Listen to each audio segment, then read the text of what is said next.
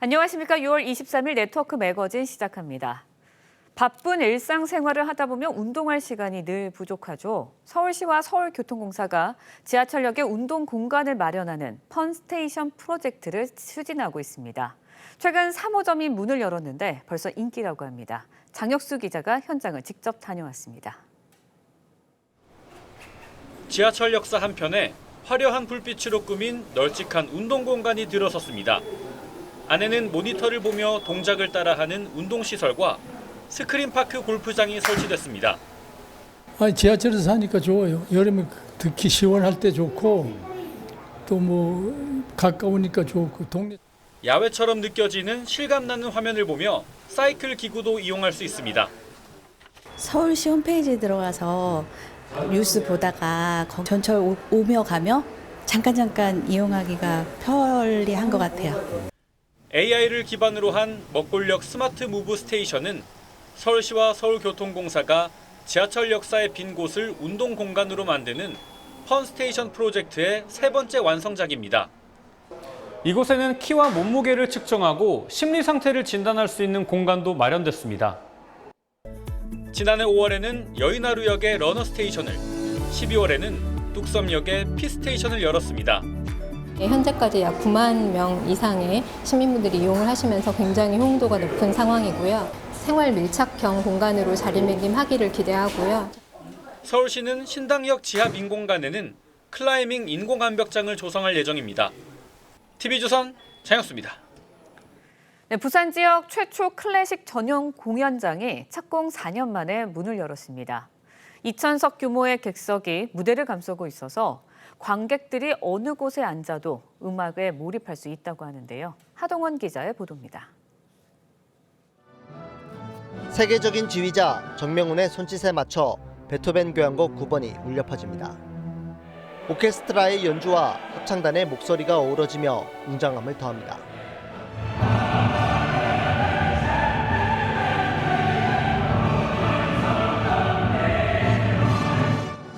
부산의 첫 클래식 전용 공연장인 부산 콘서트홀이 문을 열었습니다.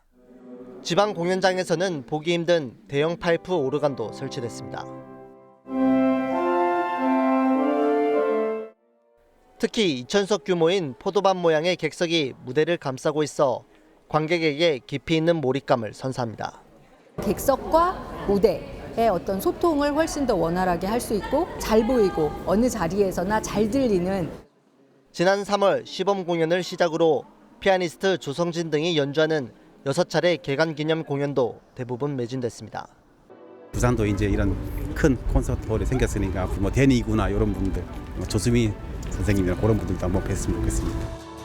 부산시는 부산 콘서트홀 개관을 계기로 문화예술도시로 자리매김하겠다는 계획입니다. 이번 콘서트홀과 또 앞으로 생길 오페라하우스는 클래식 부산의 새로운 미래를 여는 엔진이 될 것입니다. 부산 콘서트홀 주변 교통 혼잡을 줄이기 위해 버스 정류장을 마련하고 대중교통 이용객들에게는 관람 할인권을 제공할 방침입니다. TV조선 하동원입니다. 네, 스마트팜은 초기 비용이 많이 들어가 진입 장벽이 높은데요. 충청남도가 청년 농부들에게 지원금과 저리대출 기회까지 제공하고 있습니다. 순이익이 도시 근로자 평균을 웃도는 것으로 나타났습니다. 김다로 기자가 취재했습니다. 젊은 여성들이 딸기모를 손질합니다. 일반 비닐하우스와 달리 선반 위에 딸기를 심어 허리를 굽히지 않아도 됩니다. 실험실을 방불케 하는 장비들은 스마트폰으로 제어가 가능합니다. 자매 사이인 김지훈 씨와 지수 씨는 충청남도의 지원을 받아 2년째 스마트팜을 운영하고 있습니다. 운 좋게도 이런 도사업도 받고 이런 융자를 많이 지원을 해주셔서 조금 더 빠르게 더 크게 하우스를 늘릴 수 있었고. 스마트팜 건립 비용은 약 15억 원. 20대 자매가 감당하기 힘든 금액이지만 충남도의 지원금과 저금리 대출로 해결했습니다. 농사 경험이 부족했던 첫 해부터 3억 8천만 원에 달하는 순수익을 냈습니다. 컴플레인이 많이 들어오지 않는 그런 큰 육묘장 대표가 되는 게 목표입니다. 충남도가 스마트팜을 운영하는 청년 농부 7명의 소득을 조사한 결과 농가당 평균 매출액은 3억 4천만 원에 달했고 순이익은 평균 1억 8천만 원으로 나타났습니다. 농업에 대한 열정을 갖고만 있다면 이 교육을 통해서 돈 없이도 농업에 종사할 수 있고 시작을 할 수 있게 그렇게 설계를 했고, 충남도는 내년까지 연간 5천만 원 이상의 수익을 올리는 청년 농부 3,000명을 육성한다는 계획입니다. TV조선 김다로입니다. 네, 경기 화성시가 지자체로서는 처음으로 AI 박람회를 열었습니다. 코엑스에서 사흘 동안 열렸는데 많은 시민들이 AI 신기술을 직접 보고 체험했습니다. 김승동 기자가 취재했습니다. 작곡가 김영석 씨의 피아노 연주에 맞춰 AI가 작곡한 화성 매양리 사격장의 사연이 노래로 울려 퍼집니다.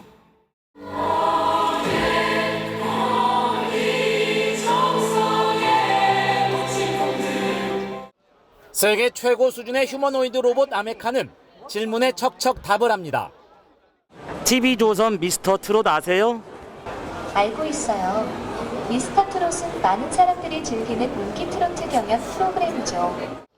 관객들과 눈을 마주치고 실없는 농담에는 마치 사람처럼 웃기도 합니다.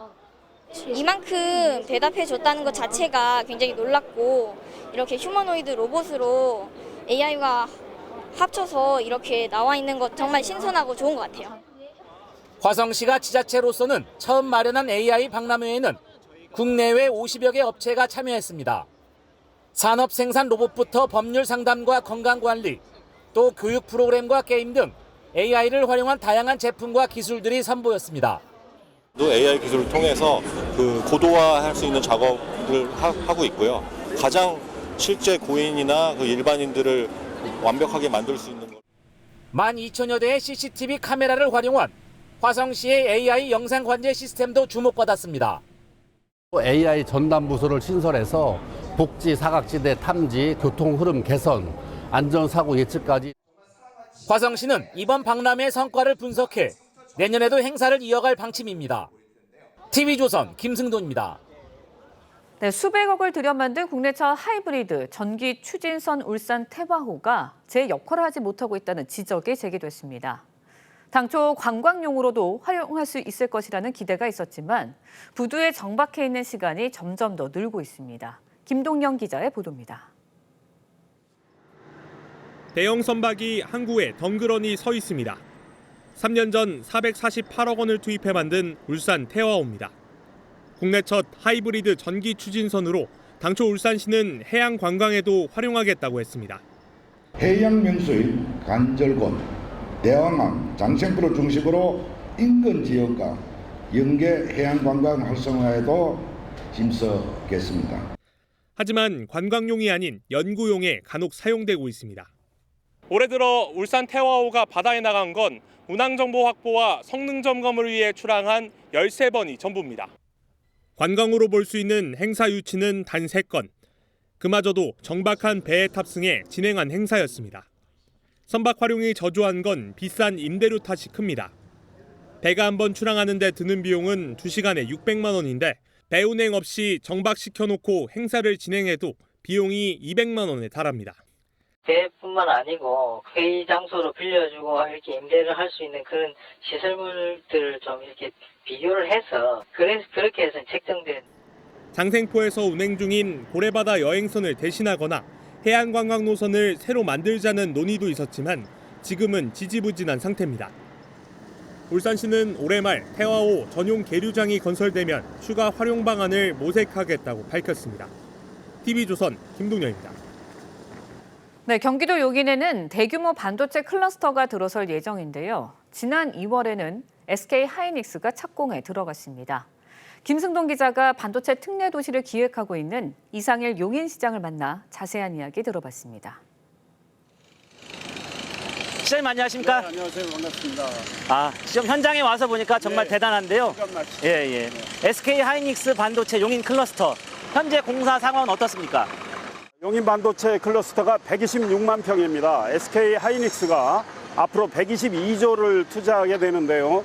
보시다시피 토목 공사는 거의 다 진행이 됐고 이제 제1기 폐배 절반을 짓는 공사가 지난 2월 24일 시작이 됐습니다. 앞으로 2년 동안 연인원 300여만 명이 투입이 돼서 제1기 팹의 절반을 짓게 됩니다.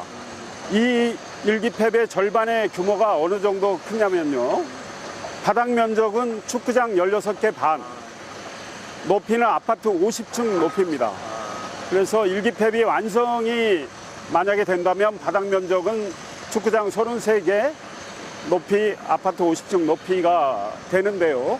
일단 1기 팹의 절반을 2년 동안 짓게 되고 완공이 되면 2027년 5월께 생산 라인이 돌아갑니다. 그러면 SK 하이닉스가 지금 가장 앞서가는 HBM 고대역폭 메모리 반도체가 여기서 생산이 됩니다. 앞으로 순차적으로 1기 팹의 그 다음 절반이 지어지게 되고 그 다음에 2기 팹, 3기 팹, 4기 팹까지 지어지게 됩니다. 이쪽은 온산면이고 용인 이동 남사업 여기서 멀지 않은 곳입니다. 거기에는 235만 평에 삼성전자가 앞으로 360조 원을 투자를 해서 첨단 시스템 반도체 국가산업단지를 만들게 됩니다. 국가산단 발표 계획이 2023년 3월 15일 이루어졌습니다. 그로부터 1년 9개월 만에 국가산단 계획 정부 승인이 떨어졌습니다. 통상 국가산단 계획을 발표하면 4년 6개월쯤 지나서야 승인이 나는데 1년 9개월 만에 승인이 났고 이것은 반도체는 속도가 곧 보조금이고 속도가 생명이기 때문에 최대한 빨리 반도체 클러스터를 조성하겠다는 것입니다. 삼성전자는 6개 팹을 만들게 되고요. 삼성전자 국가산단에는 100여 개 반도체 소재 부품 장비 설계 기업이 들어오게 됩니다. 현재 보상 공고 단계에 들어가 있습니다. 그래서 하반기부터 보상을 서두르고 내년 상반기까지 이제 보상을 좀 마치고 하반기에 부지조성공사에 들어가게 됩니다. 국가산단 부지조성공사에 들어가게 됩니다. 그래서 첫 번째 팹은 현재 계획은 2030년 하반기에 첫 번째 팹 가동 시기를 잡고 있습니다.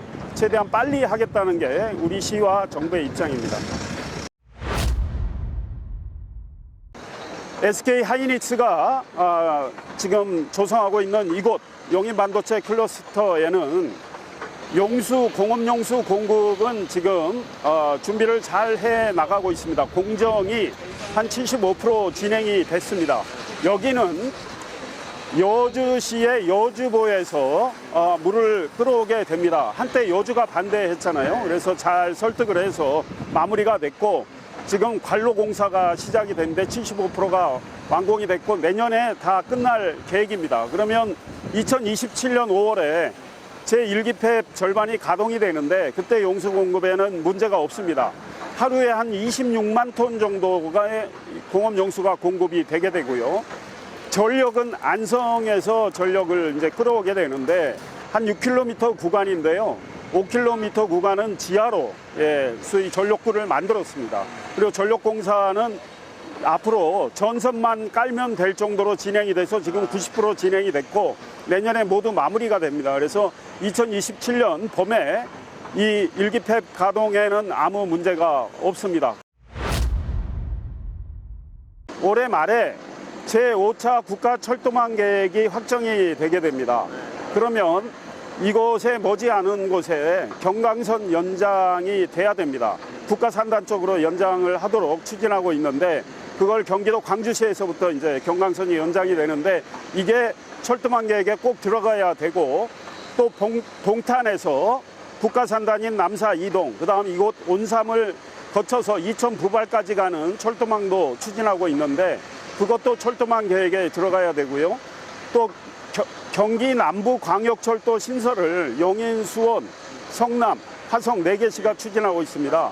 이거는 서울의 종합운동장역에서 판교, 대장동, 이제 우리 수지구의 신봉동, 성복동, 광교, 화성, 봉담인데 4개시 시민들이 원하는 50km가 좀 넘는 철도인데요. 이거 역시 제5차 국가철도망 계획에 들어가야 앞으로 반도체 산업에서 일할 근로자들이 원활한 교통 혜택을 누릴 수 있다고 생각하고 정주 인구도 많이 늘어나게 됩니다. 그래서 국가가 이거는 교통 인프라는 확실히 깔아주셔야 되고 전력과 공업 용수는 계획대로만 잘 진행해 주시면 좋을 것 같고요. 용수 관로 또 송배전망 이렇게 이걸 까는 과정에서 인접 지방자치단체의 민원이 발생할 수 있습니다. 이걸 잘 해결해 주시면 좋겠습니다. 시장님 오늘 말씀 감사합니다. 네, 감사합니다. 네트워크 매거진 여기서 마칩니다. 시청해주신 여러분 고맙습니다.